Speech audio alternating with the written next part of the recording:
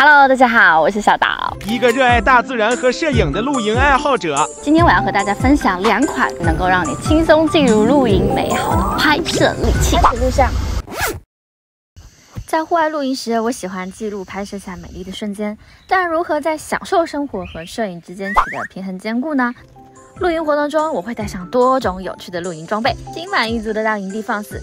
再使用轻巧的摄影器具，还有小型的运动相机，以及一些协助的周边，以轻量化、灵活为主，确保更有效率、轻松呈现优质的创作画面。我的拍摄主力呢是 iPhone 14，最近15不是刚发表吗？又新档了。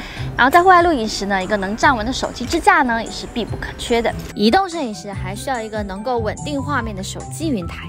过去我用的手机云台比较大，举久了手臂好酸啊，而且还需要另外配一个3角支架。那所以我最近就更换了这个影视 Flow， 我看它非常的迷你小巧，可以放在口袋里面。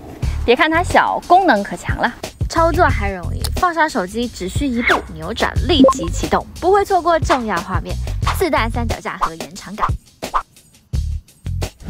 旁边一放，再开启深度追踪功能，跟着我行进移动。即便我跑出画面后再回来，有立即识别追踪，还可以设置手势开拍哦。以上真的大大减轻我来回和调整镜头角度的奔波。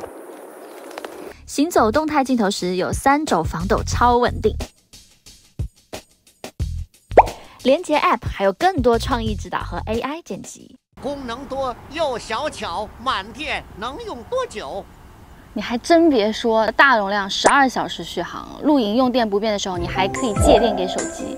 它就像你口袋里的摄影助理，让你轻松有效率的拍摄创作。Nice。另外，我也配了一款灵活的运动相机，Go 3拇指相机。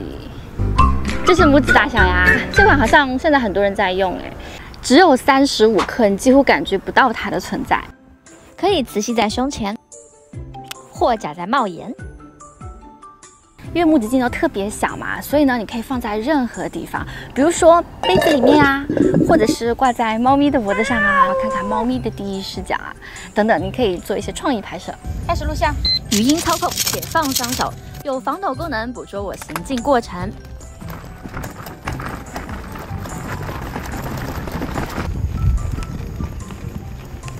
也可以拍摄出第一人称视角画面。分离式拓展窗上有一个可翻转的触摸屏幕，可以实时掌握画面效果。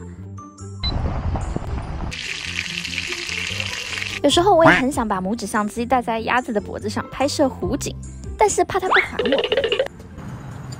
拇指有5米防水，也不用担心暴雨脱溅。内置双麦克风收音，相当清晰立体。触摸屏超灵活，界面简单易上手操作，还有慢动作、延时摄影等等。你也可以切换骑行或者是滑雪模式等，还有 2.7K 超清广角镜头拍摄，各种功能一应俱全。也可以将拇指磁吸装回拓展仓充电，让拍摄灵感不断电。OK， 以上就是我露营常用的轻量摄影装备分享，让我享受露营时轻松记录美好。就介绍到这里啦，不要忘记给我们影片点赞、订阅、分享哦。我们下一期精彩内容见。